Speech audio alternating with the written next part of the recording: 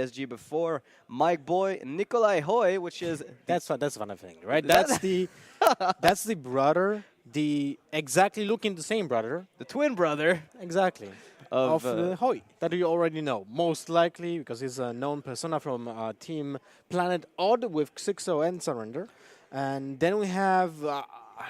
Aujan Gandhis. Nailed it. Thank you. Let's talk about it later, though, because we have still Group C. Green Sheep, so the most known player, I would say, in this tournament. Probably, yeah. I would argue that's the case. Fluffy might be second behind him, but Green Sheep definitely one of the players that has been around, attends a lot of the, having a lot of the players. I've looked into a lot of those players, and I've talked to... You know, some odd choices when it comes to decks. I mean, odd choices, different choices, right? First game, Fluffy versus Fujitora. By the way, we're playing a best-of-5 conquest. Like, when my perception of the every single card game in the universe is that most of the players are actually aggro players. Yes, but apparently he says that Turkish players tend to not focus too much on aggressive decks, and he's one of the few that focuses on it. Well, speaking of aggro, open the way gate. Not what I'd expect out of an aggro player, but here we go. We didn't really look at the picks and bans. There's a rogue ban, of course. Fluffy's rogue has been banned, recognizing, of course, by Fujitora that that deck is absolutely capable of sweeping.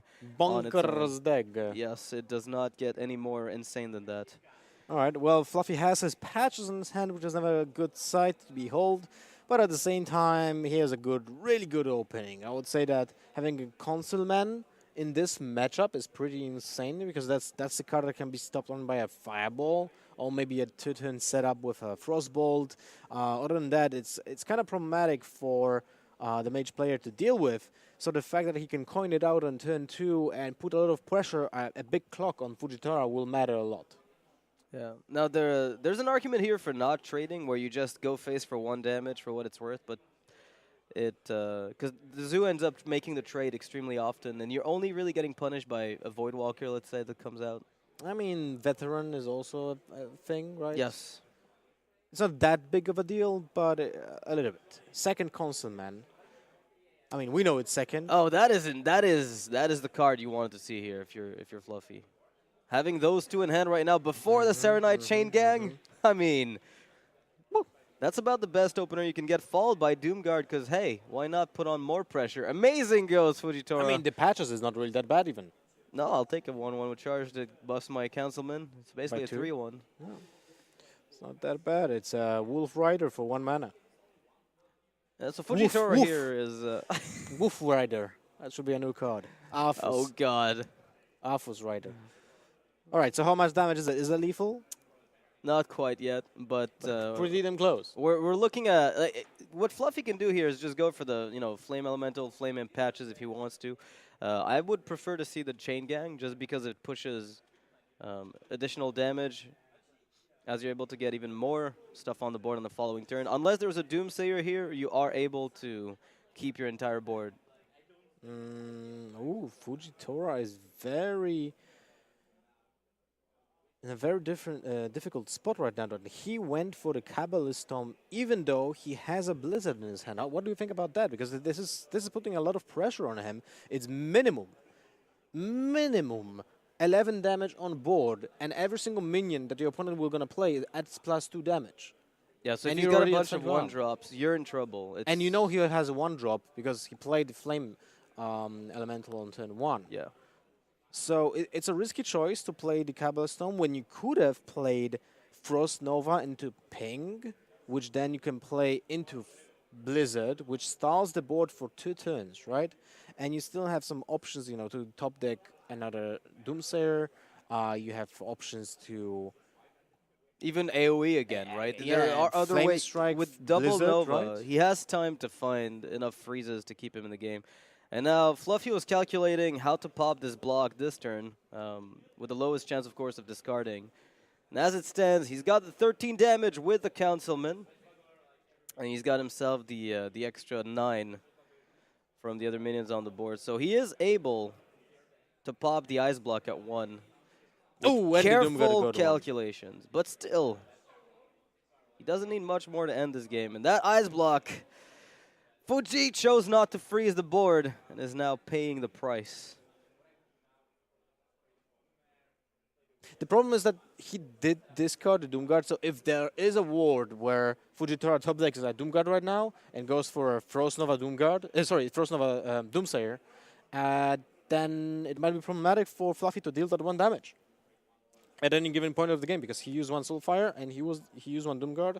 Yes. And he used the patches, right? So there might be a possibility of just freezing the entire board over and over and again. I think that's what he was going for. Obviously, given the fact that he's got double Nova with Blizzard, I think that's a very... It's consistent as a line of play. It makes a lot of sense because it lets you on turn 6 just develop your second secret with Frost Nova. Assuming he hadn't found the intellect that he did, there was still an option for him to get that done. So now he's weak to Soulfire. I mean, my point was that you can keep the patches in your hand because it doesn't matter if you pop your opponent at 1 or 4 in this case. Could have been 2, I think, because he could have Soulfired prior, right?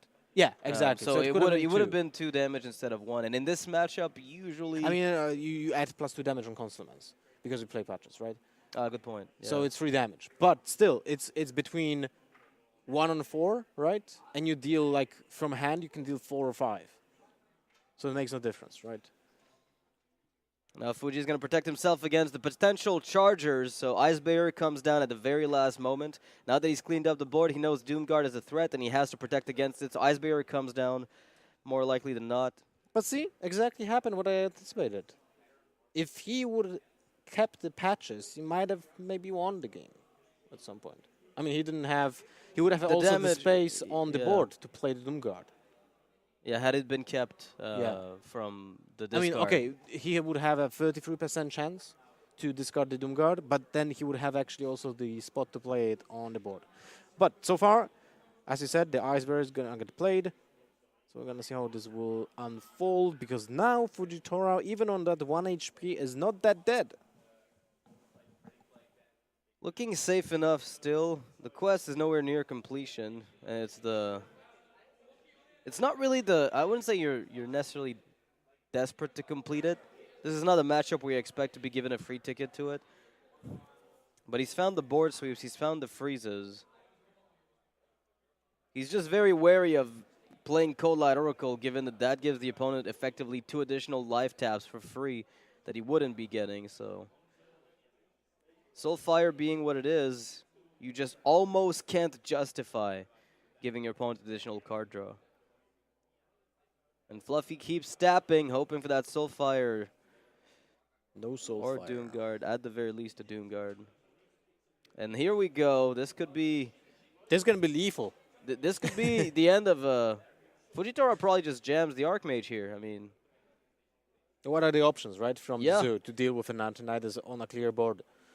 It's 7 HP. It will have to be Doomguard with a double buff, basically. Sure. I mean, even then, you know, it's... Or you have Doomguard to go Soulfire, but that would be just attacking face instead. Yeah. Here we go. Can you get a 3-cost spell for 0? Could be Vaporize, could be Counterspell, could be pushing a Polymorph. Name it. We got it. I'll take whatever. I mean, Pyroblasm is decent. It ends the game. Nah, the Arcane Intellect is always better here. I'm kind of surprised he... wait, 3, 6, 7, 8. Okay, he would have burned 1 card in this situation. Doesn't matter. I mean, it doesn't matter. Yes, I agree. And here we go. Karen Bloodhoof, of course, not here for this matchup. It's helpful against mages, though. The power of Karen Bloodhoof being played in all the mid-range decks. I mean, it's helpful against control decks because they struggle to remove it. Unless they've got Polymorph and mages, it can be kind of difficult. And when it comes specifically to priests, that's where you see the card shine a lot more. And that is simply going to be it. Fluffy knows he's dead. I mean, you just spam fireballs. Should be enough, right? It's 3 fireballs and... I did the math. It sounds about right. Freeze does not silence. Is Fujitora attempting to toy with his food? Well, I think he's looking for a fancy quest completion here. But why? Is he trying to is it trying to BM? Okay. No one really knows.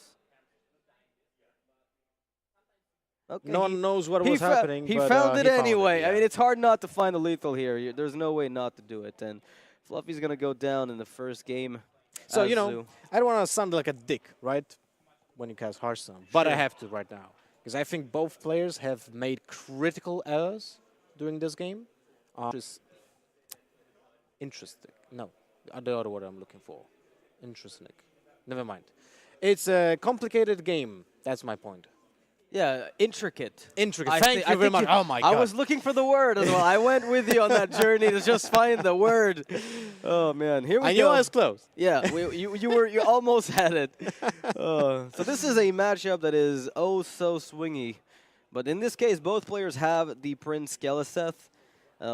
Generally speaking, having a Prince Keliseth is more impactful for the Zoo player if they're able to get, because they can get more value out of their one drops, let's say, so they can spread the buff a lot more reliably, and they can draw more cards, so they're able to use more +1/+1s, let's say, throughout the game. In this case, though, with patches in hand, while that's tempting and somewhat useful, it is still not exactly the hand texture you're looking for. Right. So, what do you think about Prince Keliseth turn 1 or Flame Imp Voidwalker turn 1? Because that's a huge difference, right? Yes. It gives you essentially playing Keliseth on turn 1 saves you 2 mana, basically, by doing that, because your first draw would have been buffed, right? But it nets you +2 damage on turn 1, right? So what is better? It does depend on the context, or does it depend, on the matchup? Do you have to be more aggressive or less? And also here, the next question would be, do I trade with the Keliseth when your opponent is a rogue? Right? If we would have had a Shadow Step, he would have already played it. Yes, you would have seen the double Keliseth Yeah. come out already, so...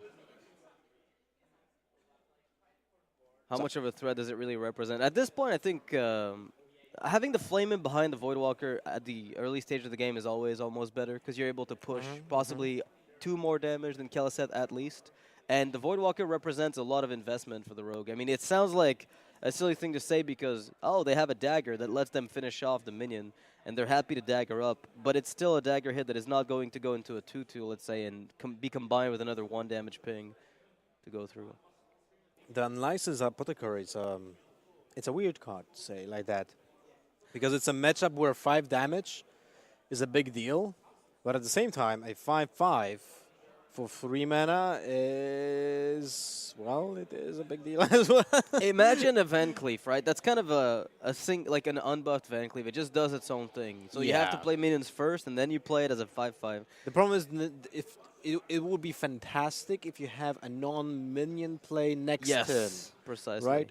And then it probably gets traded, right? And you have a decent tool. Yeah, and we just look at this, right? The Edwin came out to be a 5/5 at the end of the day, which is exactly what you'd expect out of it at this point. But look at these patches. Even though it's a 1/1, it's a free one. Imagine the Prince Keliseth buff on it right now.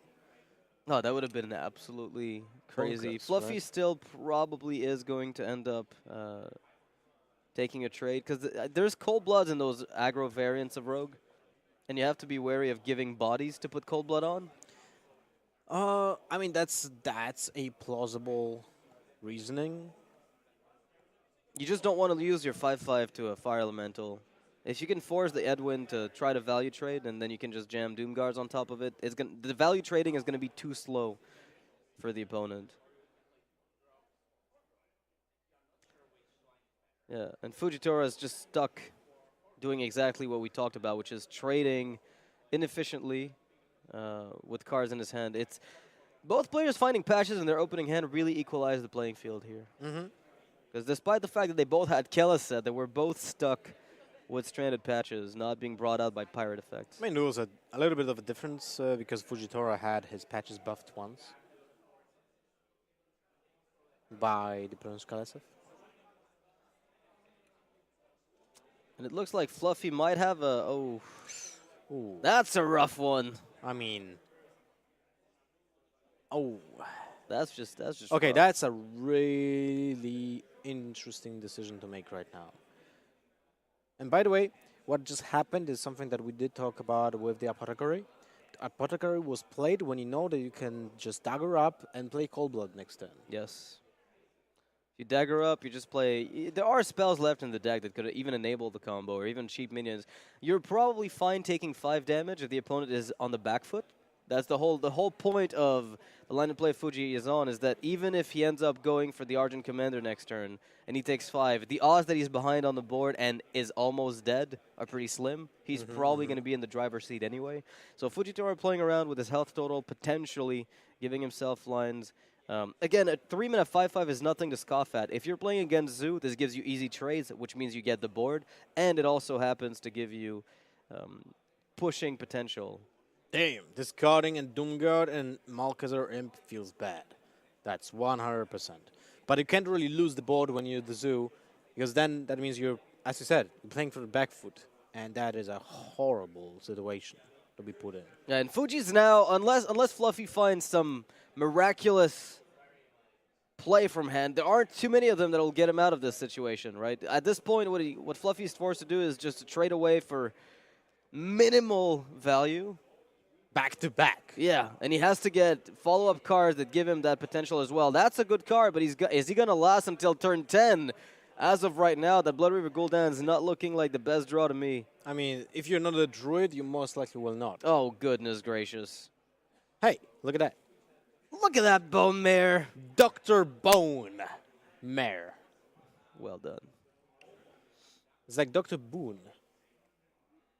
Soulfire, no help here. And that is going to be it. Fluffy's going to lose a second game with the Zoo Warlock. Fujitora, no surprise there. I mean, that Rogue deck has been dominating, and there's a reason why Fuji chose to ban the Rogue on the opponent's side. Honestly, I thought the Raza version. Well, I see Raza. I see Circle of Healing. You know what? Binding Heal. Yeah. Okay, that's a little bit different. It's No, because I was going to say it's probably because he runs the Auctioneer version. That's... So this is Fuji saying, I did not expect an aggro lineup. Because when you expect aggressive decks to show up, you sometimes cut Auctioneer and Lyra. When you're expecting or at least targeting a slower deck, then you bring the Auctioneer and potentially even Lyra on top of it. So, how does this even make sense of what he was saying before in the interviews? You know, That he's like, an aggro player. Yeah, it's like this makes sense. Where's Aggro Priest? Where is the Aggro Priest? So Fluffy already on 4 mana, about to hit the 5. So he's already got his ramp. He's got his ramp going. Fuji, of course, finds the card draw. Having Razakis super early is really important. This game's gonna have to end quick for Fuji because J Druid is one of those decks that has been, it seems, created for the sole purpose of feasting on priests.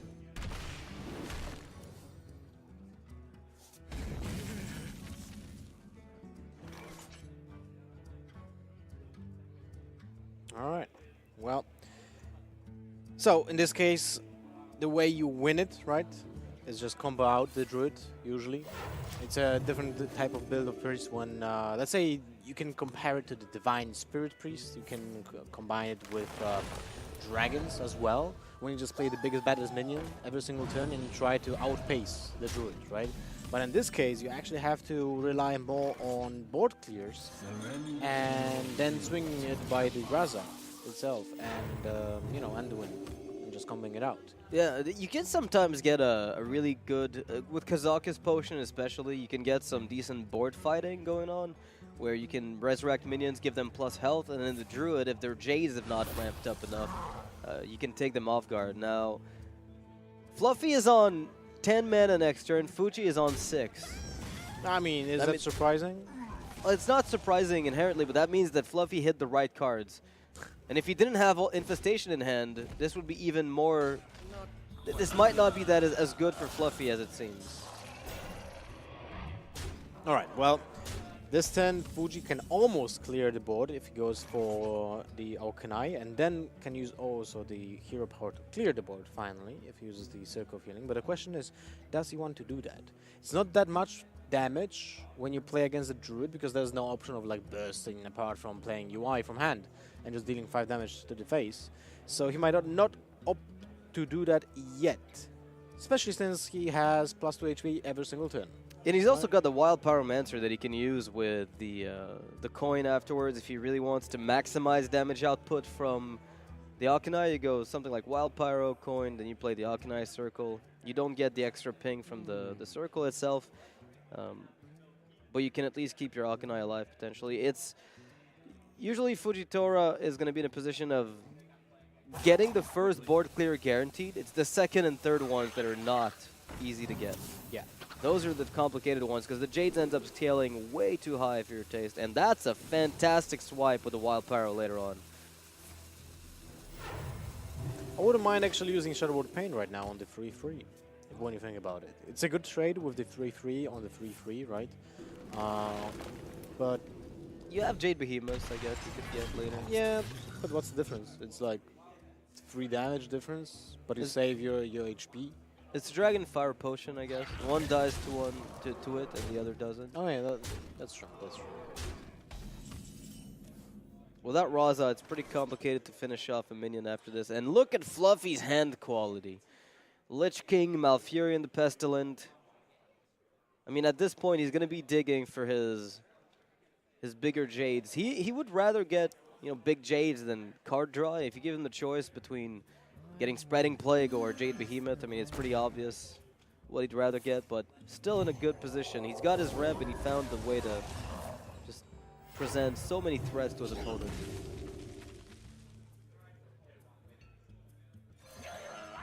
But for Fujitora, it's actually not looking that great. He needs to go for the Gadgeton next turn if he wants to be still in the game, to keep up with the amount of resources that Fluffy got from the Ultimate Infestation. It's kind of silly, right? That Yeah. he needs to keep up with Auctioneer because your opponent played one card.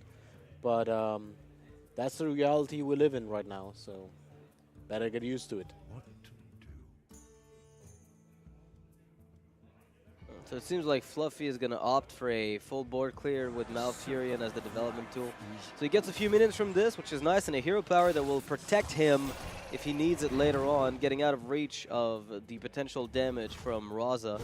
So already way out of reach, sitting healthy at 34 health and has 10 damage worth of soaking on the board. Okay. That's a card you're looking for. Yes, definitely it is. Especially if he keeps the coin, because then he can swipe. Although it doesn't make that much of a difference because the Jade columns are now 5/5s. So I would probably not keep it. Very important decision from Fluffy that he probably will not think of is that fact that he didn't go for the poisonous spiders, because it can be detrimental to his own deck, since a Potion of Madness might be the case. And suddenly you lose a big minion to one of your own minions that you played. Alright, well, this is not looking bad for Fujitora. He has the pieces in his hand. Shadow Reaper Anduin, he already played Raza. He has Prophet Velen. So, the thing is, he would just need to pick up a Mind Blast. Like, I mean, a Mind Blast is nice, but that's still not a kill, right? I mean, he's maybe gonna three. he's gonna be dead. Yeah, he's gonna be off of damage regardless, even in the best case scenario.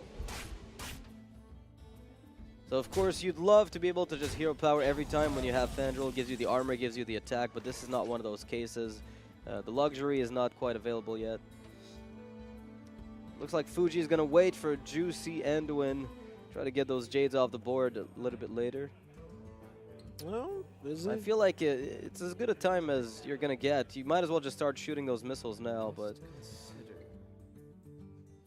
Well, he's thinking about Kazakus. When you go Sure. for Kazakus, then you go for the 5-mana potion in this scenario because it just fits so well. If you go for the 1-mana potion, though, you can use the swipe at the same time. yes, and maybe AoE down. But if you want to play 1-mana potion, you want to keep it for Anduin, because that essentially gives you additional 2 damage, right? So with Prophet Valen, that might be even more.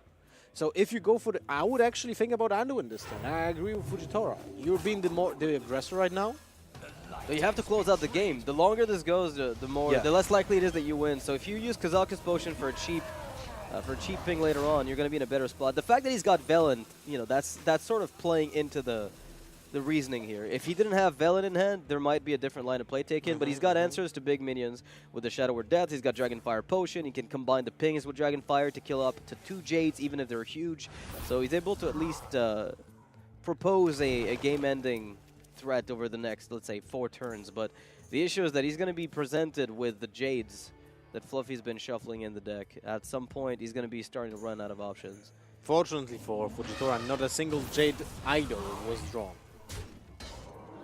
Yeah, this could have been even worse than it is. It's still a tough spot, though. I mean, this is where your end win was, you know, it was a card you needed in a spot like this one. And it looks like Fuji is going to be able to at least clean up a good amount of these guys.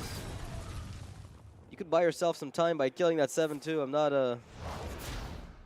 I mean, I'm you not have against the idea. Let's just put it that way. You want to win this game, you got to start clearing up some of the board. And So how much damage do we have next turn? 2 damage from the beginning of the turn. Then you play Prophet Velen for additional 4. That's 6 damage. Then you can play Mind Blast. That's 16 damage. And 4. That's 20 that's damage. 20 damage, yeah. Always. And then you have Smite and plus 2. So that's lethal. Yeah. Assuming the opponent doesn't get himself the armor up. Which in this case, Fluffy did not. So did I count correctly? I should have, right? That's 26 damage. Let's count again. 2 damage from the beginning of the turn. Prophet Velen, that's 6 damage, right? Then you have 3 count mana. this, 16, 20. Yeah, that's 26 damage. Yeah. You just have to count Mind Blast and Holy Smite as, you know, the 18, But Kazakus is winning and that's enough. instead. Well, he had lethal here. Yeah, I mean, he just he had 26, lethal, right? 26 damage. Yeah. So I'm not sure what was happening here. But I guess you can wait one more turn. He had at least 24 No, he had 26 with with the Smite. extra ping at the end of the Holy Smite. Yeah. Okay. Fair enough.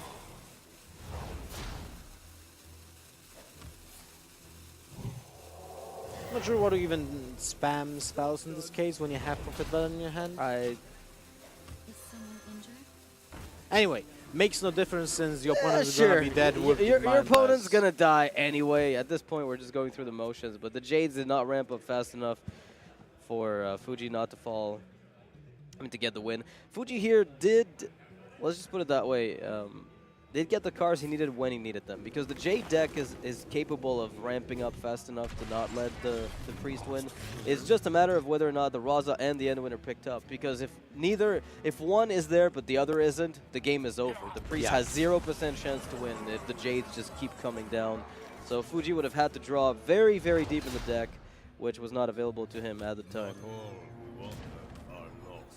That is correct, and if that Shadow Reaper Anduin wouldn't have been found earlier, would have been a tough play. But Fujitora won for Rio against Fluffy, so that's a big thing. I mean, Fluffy, I would argue that might